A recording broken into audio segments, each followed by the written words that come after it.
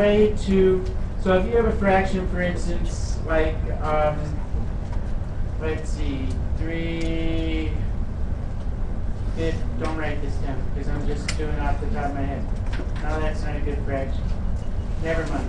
Let me, see, I'm already messed up on my, let's say you have this fraction.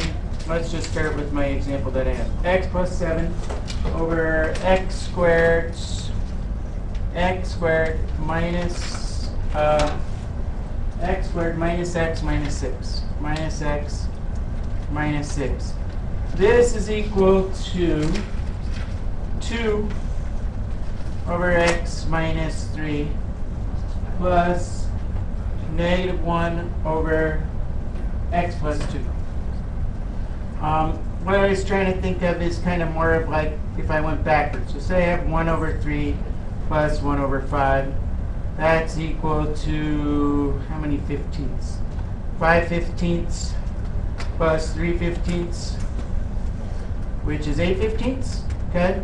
So what you're doing is you are taking a fraction and breaking it down into two fractions where the bottoms are factors of the bottom. Okay? Why the heck would you ever want to do that? Okay? The reason that you would ever want to do that is really for calculus. Okay? When you get to calculus next year, and Mrs. Heim, many of you will have Calc BC, some of you will have AB, but it is a BC topic. But if you do this thing, anyone know what that thing means? Right. That's called the integral, opposite of the derivative, that's integral. Okay, it's really hard to take the integral of something like that. There's no like concrete formula, but it's easy. There's an easy way to take the integral of those things, okay, which you're finding the, so when you're finding the integral, it means a whole lot of different things, but that's basically why you want to do this, because it's algebraic method that you use in calculus. So here we're just learning the algebra of it, but next year you'll apply it to calculus problems, and that's why you want to do it. So how do you do this? How do you know that this is equal to this? But, well, the first thing you want to do is you want to break the denominator up into their steps, and the first thing you want to do is factor the denominator. Factor denominator. So I'm going to kind of prove that prove that this is equal to this. But then we'll do one where it'll say decompose this, rational function. These are called rational functions into two parts that are where they have linear denominators, because this is a quadratic, right? So how does that bottom factor 2? What does that bottom factor 2? Yeah, well, I kind of already did it for you up there. But that, if you didn't know what it was, that's what you would do, is factor the denominator as much as you can. So that factors 2x minus 3 times x plus 2. Okay? Then over here, you rewrite this as some constant over x minus 3 plus some other constant b over x plus 2. So the next step is to rewrite with constants over the linear factors, those are called linear factors. Okay? So that would be number 1. There's some steps listed in your book. Okay? Now what you're going to do, you're going to multiply both sides, right? Multiply both sides. 3 is, let's see, step 3. I'm not very organized here. 3, multiply both sides. Multiply both sides by the denominator of the left side. Probably in factored form. So what I'm going to do is I'm going to multiply this side by x minus 3 times x plus 3. X plus 2, sorry. X plus 2. And I'm also going to multiply this side by x minus 3 times x plus 2. Okay? Like this and like that. What happens to this down here? It goes away, right? So on the left side, what happens is this goes away with this, right? And I'm just left with x plus 7 over here. And over here, when you multiply, the x minus 3 goes away over here. But basically what I'm doing is I'm clearing away these fractions. Times a times x minus 3 plus b times what?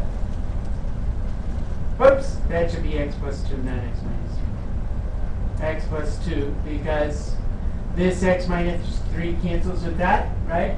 If I multiply that, and I'm left with a times x plus 2. And what would I have over here? B times what? X minus 3. You guys all understand where that comes from? Done? Now I have no fractions. Isn't that nice? No fractions, and now I have to solve a system. There's different ways to solve the system for A and B. There's a really easy way to do it, but I'm going to teach you the first way to do it. So what they do in the book is something called equating the coefficients. So the next step I guess 4 is to simplify. Simplify. And then 5 would be equate the coefficients. What the heck does that mean? Equate coefficients. And so what you do is you multiply through here. So I'm going to leave this, x plus 7 equals ax plus 2a plus bx minus 3b. Okay? And see how here I have an ax and a bx? What do ax and bx have to add up to? How many x's do I have on this side? I have 1 x. So what that tells me is I'm going to rewrite this as x plus 7 equals a plus b times x. Follow what I did? I factored out an a plus b out of this x term, and also plus 2a minus 3b, which are both constants. And so now what I know is that a plus b has to equal how much? What's the coefficient of the left side? 1. You guys understand where that comes from? Because the coefficient of x is 1, right? So if I have x on this side, and these two sides are equal, a plus b has to equal to 1. Yes? Okay? What does 2a minus 3b have to equal to? 2a minus 3b equals 7. Okay? And then you just solve that system. Okay? And so let's see how would I solve that system. What would be an easy way to do it? Multiply the top by, or you can use substitution. So multiply that top one by -2, and you get -2a plus minus 2b. Minus 2b equals -2, and 2a minus 3b equals 7. And you add them together, tell me if I made a mistake, and I get minus 5b, minus 5b, minus 5b, that's a b, equals 5, equals 5, b equals -1, and a would have to be therefore 2, right? So a equals 2, and then you rewrite like I did up here, right? So what I let a be, so a over x minus 3, right? So 2. So finally, you're going to rewrite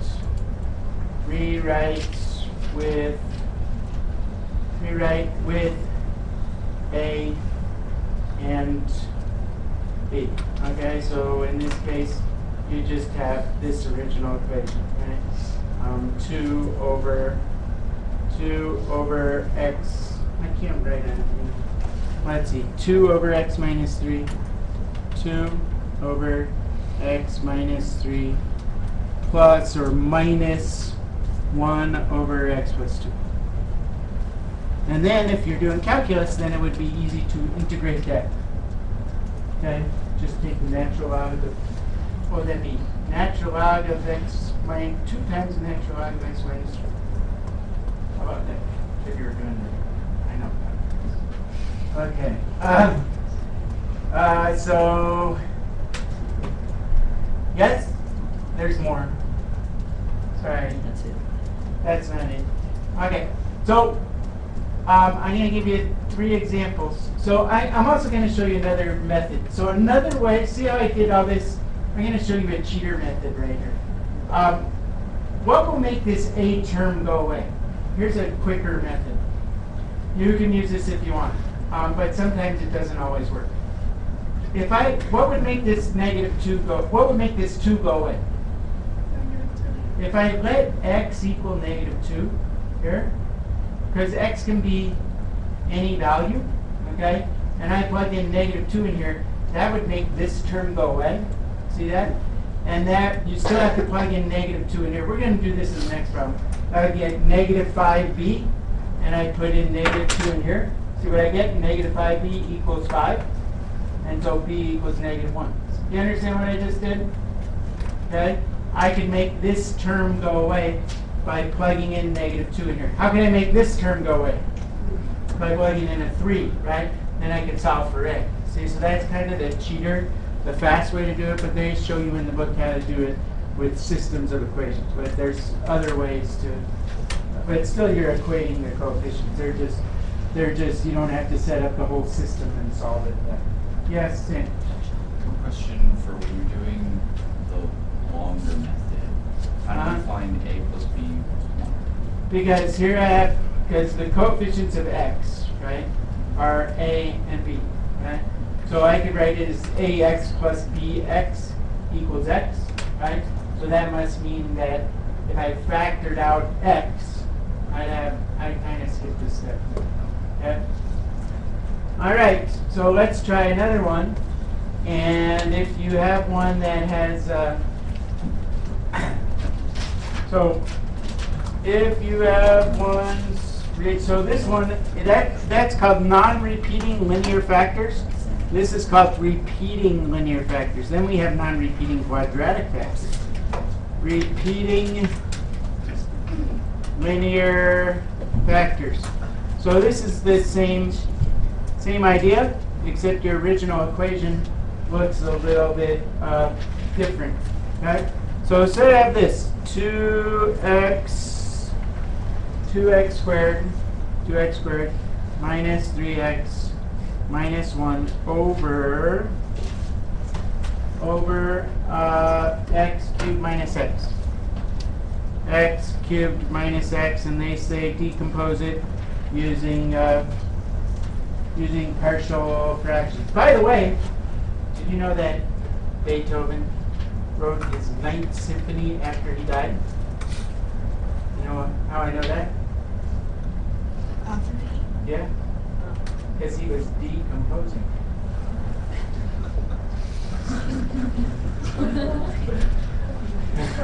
I made that up. That's kind of a morbid joke. Okay, thank you. All right, people just shook their heads. All right, so anyway, the way you do this is you want to factor the bottom, okay? So how do I factor the bottom? What does the bottom factor? Leave the top alone. Moby, come on, buddy. What is the bottom factor to?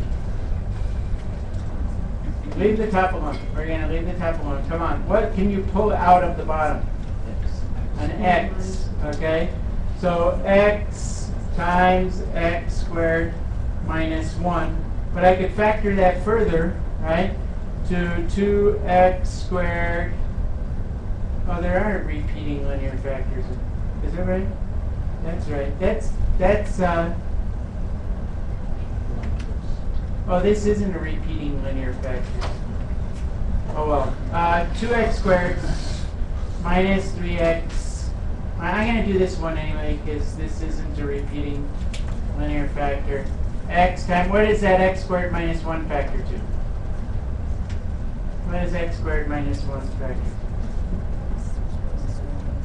X plus 1 times x minus 1.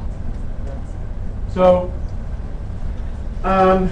if you see something like this, which you will, okay, you just rewrite this one with 3 parts. So you have 2x squared minus 3x minus 1 over x times x plus 1 times x minus 1 equals a over each one of its factors. A over x plus b over x plus 1 plus c over x minus 1. And you kind of go through the same process that we went through before. Could you do that? I don't want to do it because I don't have one here with repeated quadratic factors, but I can make one up. Should I try to make one up and see if it works? I better not. I better look in the book for one. Okay. You do it. I can do it. No, because I don't know if it's going to work out or not if I make one up. They have one partial repeated linear factors. So if you had one like that, that's the way you would write it. Okay. But say you have one not like that, but like the one in the book, which looks like, oh, I'm going to get rid of the line. Maybe I'll do better without lines. Say you have 5x squared plus 20x plus 6 over x cubed plus 2x squared plus x. 2x squared plus x. So in this one, I can pull out an x from the bottom. So I'm going to rewrite this as 5x squared plus 20x plus 6 over x times x squared plus 2x plus 1, right? Which is equal to 5x squared plus 20x plus 6 over x times x plus 1 squared. See what I did? This is x plus 1 squared in disguise. Would you agree with me there? Because x plus 1 times x plus 1 is x squared. This is a repeated linear factor. So when you see a repeated linear factor, this is the way you write it. You write it as a over x plus b over x plus 1 plus c over x plus 1 quantity squared. Because all three of, see, even though you say, well, why do you have to write the x plus 1 twice? Because all of these 3 factors are factors of the denominator down here. So you have to write down every single possible factor of the denominator. So x is a factor, x plus 1 is a factor, and x plus 1 squared is also a factor. Okay, so if you see one like that, that's the way you have to rewrite it. Okay? So now we're going to do the same process that we did before. I'm going to multiply both sides by x times x plus 1 squared, like this. Okay? I'm going to just go like this instead of rewriting it over here. Okay? So over here, this cancels. Do you see that? So I get 5x squared plus 20x plus 6 equals a times what? If I multiply this by, what happens to the x? X plus 1 squared. You guys see where we got that? X plus 1 squared, because the x way over here will cancel with that x. Yes? Okay. Plus b times what? B times what? No, B times x plus 1. Because if I'm multiplying by x times x plus 1 squared means x plus 1 times x plus 1, right? X plus 1 over here. Then only one of those x plus 1s is going to cancel out. Plus c times just what? X. You guys see where I got all that stuff from? Yeah? No? So then you have to multiply everything out and equate the coefficients. But I'm going to use my cheater method here, okay? Watch what I could do when it's easy to cheat. You could multiply this out and then equate all the x squared terms with the 5. And multiply this out and take all the x terms and set them equal to 20. And then take all the constant terms and set them equal to 6. Okay? But there's a better way to do it, a faster way. You like faster ways, right? What should I let x equal? X equal -1. Okay? If I let x equal -1, then I get over here 5 minus 20 plus 6 equals, what happens to this? 0. What happens to this whole term? If I plug in -1 in here, what do I get? 0. Okay? Plus 0 plus cx. C times -1, right? Minus c. See? And then you could just solve that for c. So you get 5 minus 20, that's -15, plus 6 makes, is that -9? Right? -9 equals -c, so c equals 9. Why would you replace x by negative? X, why did I replace it with -1? Yeah. Because I want to make 2 of the terms disappear so I can solve for the third term. Okay? But you could let x be something else. Who could tell me something else I could make x be to solve for a? Look at it. How could I, whoops. How could I make the, how could I make this term and this term disappear? Plug in 0 for x. See that? Okay? So now I'm going to, yes, Stephanie? If you're doing it the other way, what would a, b, and c equal? 5 or 20? A, B, and C. Yeah. Like, Well, if you multiply it out, you get ax squared, right? yeah. And you'd have a bx squared over here, right? Yeah. So a plus b would have to be equal to 5. And Okay. c would actually Yeah. equal 20. Okay. And cx, you're going to have an x term in here. I can't really figure it out in my head what it is. Yeah. Okay. You're gonna have, and you're going to have an x term in here. Right? Okay. And so then you'd have another equation involving a plus b plus c. But I like this way. It's quicker. Okay. Let x equal 0. So when I plug in x equals 0, look at this. This turns into 6 equals a. You understand what I just did? If I plug in 0 in here, right, I get 0 plus 6, right? And if I plug in 0 in here, I get 1 squared times a, which is just a. This term disappears when I plug in 0. This term disappears when I get 0. So now I have what a is and I have what c is. Right?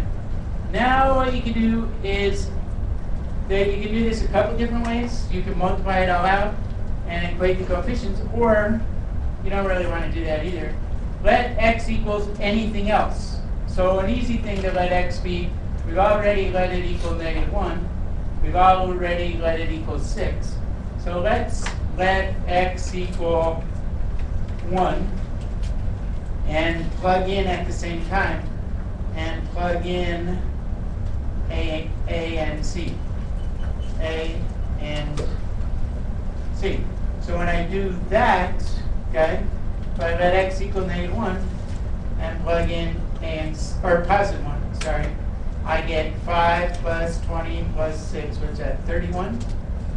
31, I think, equals, a, I know, 6 times 1 plus 1 squared, right? Plus b times 1 times 1 plus 1 plus c, which I found, which is 9, times 1. You guys understand what I just did? Okay? Because I could let x equal 2 or 3 or 4, whatever I want it to be, because it's not going to make anything disappear. And so now I get 31 equals 1 plus 1 squared is 2. 4 equals 24. Okay? 1 plus 1 is 2. Times 1 is 2b plus 2b plus 9. And so I get 33. I get that 2b equals negative 2. So b equals negative 1. So now I know my a, my b, and c. And I rewrite my equation as 6 over x plus negative 1 over x plus 1 plus c, which was 9 over x plus 1 squared.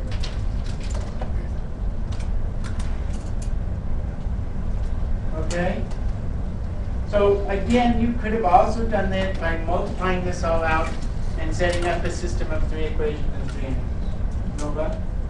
No. Okay.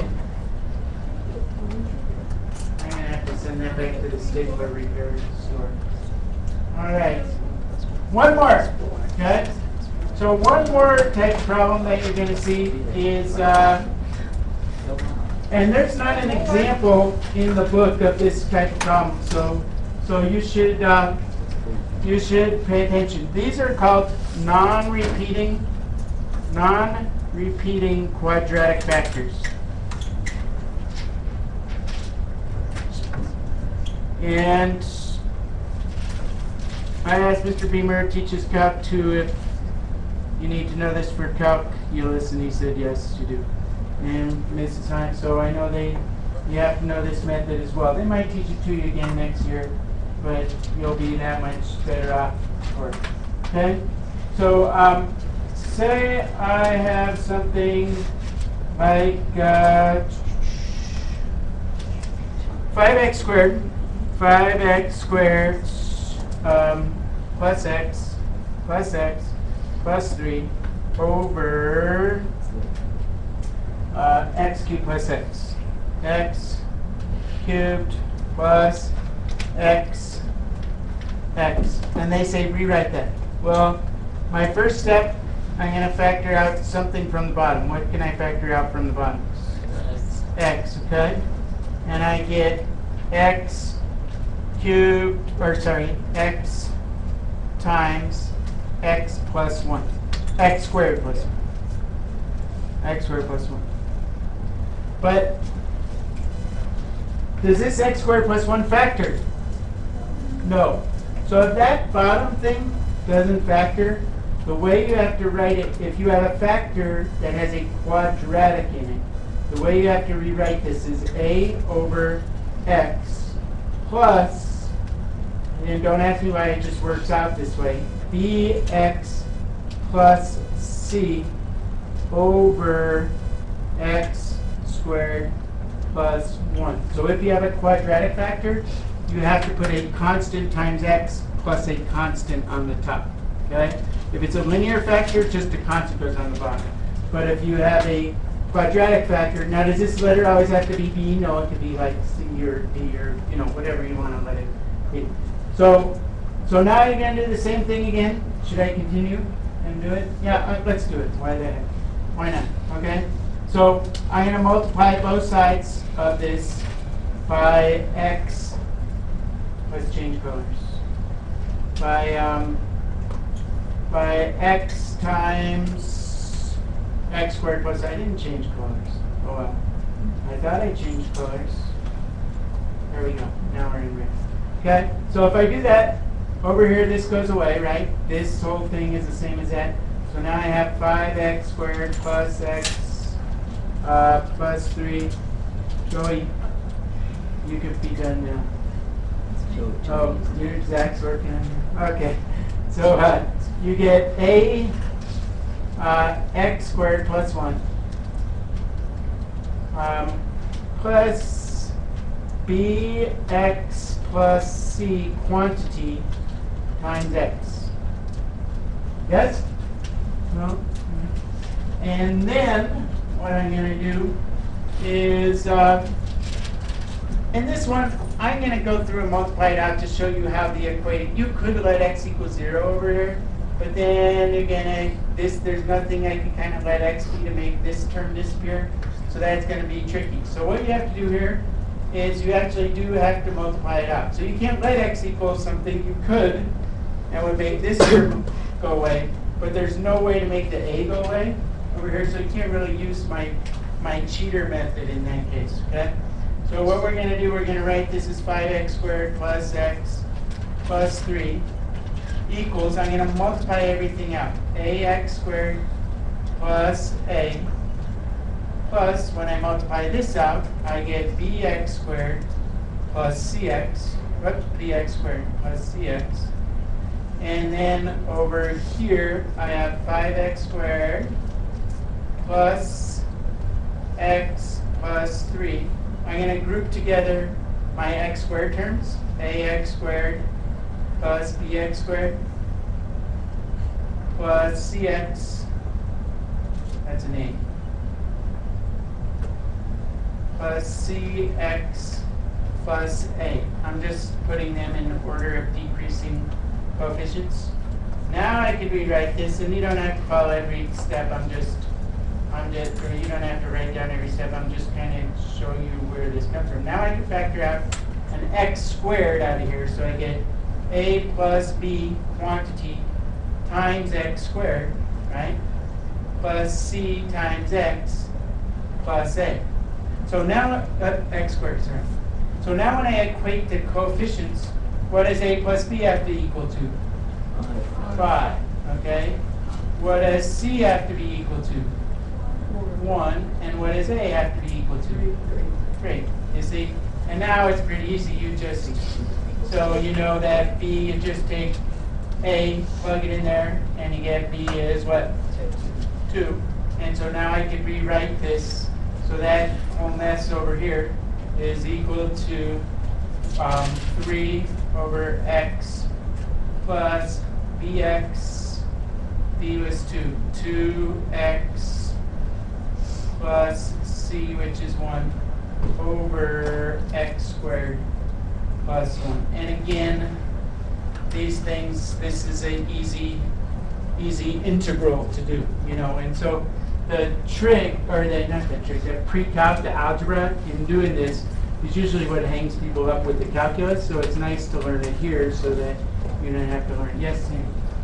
Couldn't you plug in 0 for x, because then I could plug in 0 for x. because then you just have a equals 3. A equals 3. Yeah, but then I'd still not know what b and c are. Well, then you continue with what you were doing before. Yeah, then you could. Yeah, you could. You Yeah. would build the whole thing. Yeah. But I wouldn't have to do the whole thing, but I'd still have to do part of it, you know. Yeah, because since this has 2 variables in it, right, I couldn't just, I could plug in 2 different values for x and come up with 2 more equations, you know, but this one doesn't lend itself to that. Okay, we're good?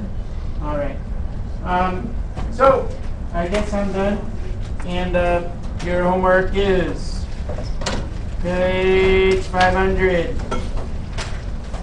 Oh, and I won't see you until Thursday, right? And it's not even that much. 52, 54, they do that. 60, whoops, I forgot 56, sorry. 56, 60, 60, 61, 63, which is a quadratic factor one.